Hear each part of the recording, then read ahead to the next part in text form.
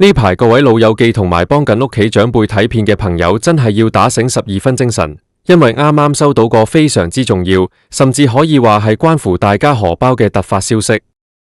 如果你或者你屋企人係領取緊長者生活津貼，又或者係就快到咗可以申請嘅年紀，今日呢一集你一定要由頭到尾睇晒佢，因為入息同埋資產限額終於迎來咗新嘅調整，而且仲同啱啱上調咗嘅最低工資息息相關。入面仲涉及大家最關心嘅雙糧發放日期同埋截數日嘅細節，我今日會一次過幫大家拆解晒所有最新嘅常見問題。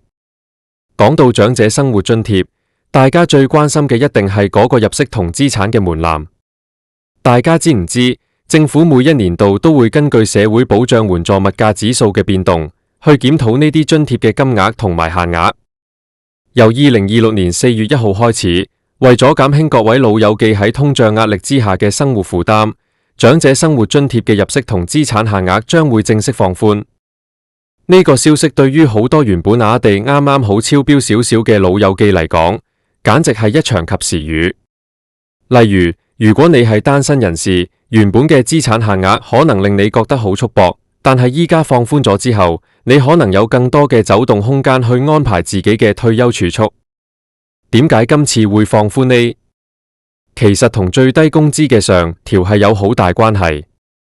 大家諗下，最低工資加咗，社會整體嘅薪酬水平會升，物價亦都會跟住調整。如果長者生活津貼嘅限額仲停留在舊有嘅水平，咁樣好多仲有份兼職做下，或者有少少收入嘅老友記，好容易就會因為加咗少少人工而超出咗入息限額，結果因小失大冇咗份津貼，咁樣係好唔公平嘅。所以今次嘅調整正係要確保社會保障制度可以追得上時代嘅步伐，令到真正有需要嘅老友記唔會因為勤力做多2份兼職就失去咗應有嘅保障。講到錢，大家最興奮嘅莫過於雙糧，即係嗰份額外嘅津貼。根據最新嘅財政預算案安排，2026年嘅額外津貼發放已經有咗眉目。好多老友記問我，究竟邊一日先係截數日？係咪只要喺發放嗰陣有領取津貼就得？大家記住啦，通常呢類派糖措施係會有一個特定嘅合資格日期。根據過往經驗，通常係喺政府宣布相關措施嘅當日，你必須已經符合領取長者生活津貼嘅資格，先可以攞到嗰份額外嘅金額。如果係2026年嘅安排，大家就要留意返4月到5月期間嘅具體公布。呢份雙糧唔係年年都有，所以一旦落實，大家一定要留意自己個戶口幾時會多咗嗰筆錢。通常政府會喺公布後嘅1個月內，直接將錢入落你個出糧戶口，你係唔需要額外去社會福利署填表申請嘅。講完錢，我哋要入正題，講下最令老友記頭痛嘅資產計法。好多老友記問我住緊嗰間屋計唔計資產？答案係，如果你係自住嘅物業，係絕對唔計入資產限額入面嘅。呢一點非常之重要，大家唔好以為自己層樓升咗值就唔敢去申請長者生活津貼。無論你層樓值500萬定係1000萬，只要係你自己住，佢就唔會影響你申請津貼嘅資格。但係如果你手頭上有第2層樓，或者係將個單位出租，咁樣嗰份租金收入同埋物業嘅市值就會計入你嘅入息同埋資產入面。另外一個常見問題就係關於保險金。好多老友記後生嗰陣買落好多保險，依家老咗想攞返啲錢。你要留意，保險嘅現金價值係會計入資產嘅。但係如果你嗰份係醫療保險或者係意外保險，通常係冇現金價值或者好低，咁樣就影響唔大。最要注意嘅係嗰啲儲蓄型保險或者年金計劃。講到年金，政府推行嘅香港年金計劃入面嘅保費係可以豁免計算資產嘅。呢個係一個好大嘅福利，因為如果你有50萬現金，本來會令你資產超標，但如果你將呢50萬買咗香港年金，呢50萬就唔再計入資產，而你每個月攞到嘅年金收入，只要符合入息限額，你仲可以繼續領取長者生活津貼。呢個就係所謂嘅福利搭加，大家一定要識得咁樣去理財。再嚟，好多老友記關心年齡問題，現時長者生活津貼係65歲或者以上就可以申請。有啲老友記話：我啱啱過咗65歲，係咪隨時可以去申請？係嘅，但係你要留意你喺香港嘅居住記錄，你必須喺申請日期前連續居港最少1年，而喺呢1年入面離港唔可以超過56日。呢個規定係為咗確保資源係俾緊長居香港嘅老友記。如果你成日去旅行或者返內地長住，就要計清楚啲日子啦。有老友記問：如果我同仔女一齊住，仔女俾我嘅家用計唔計入息？呢個大家可以放心，仔女俾嘅家用係唔計入息嘅。政府係鼓勵家庭成員互相照顧，所以唔會因為你仔女孝順，俾多2000蚊你買餸，就扣你份津貼。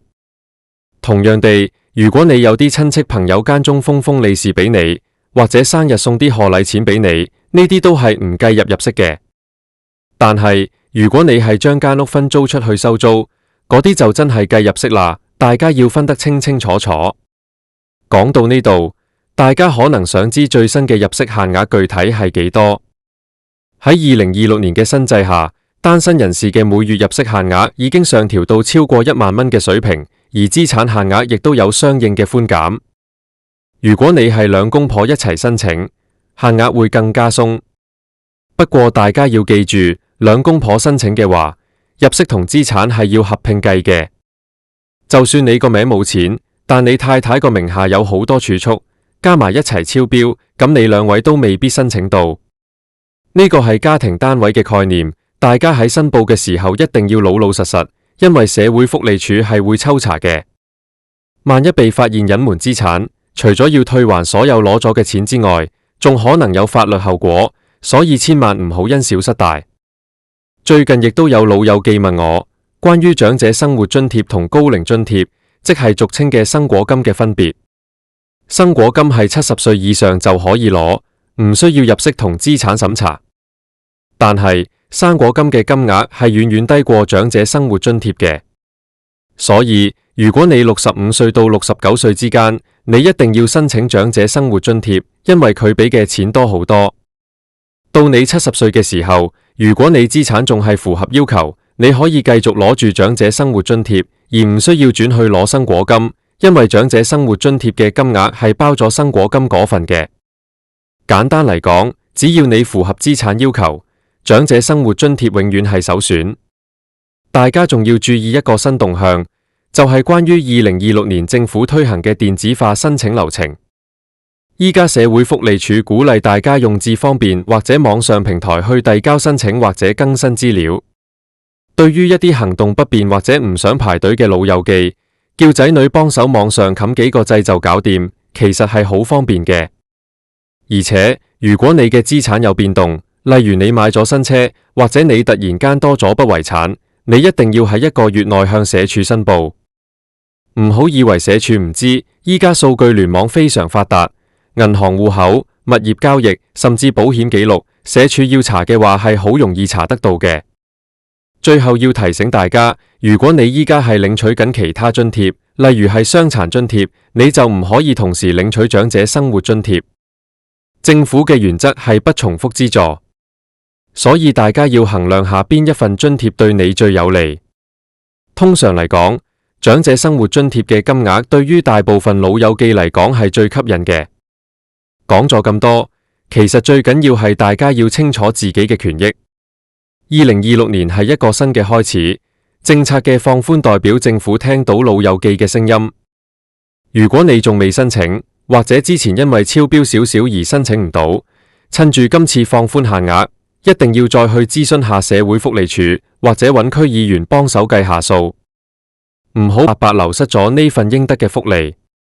如果你對於今次嘅放寬仲有任何疑問，或者對於點樣計資產仲係覺得好混亂，你可以隨時喺下面留言話我知，我可以幫你睇下你個案嘅具體情況，甚至可以幫你揾出最適合你嘅理財同申請方案，等你可以安享晚年，攞足每一分每一毫政府俾你嘅心意。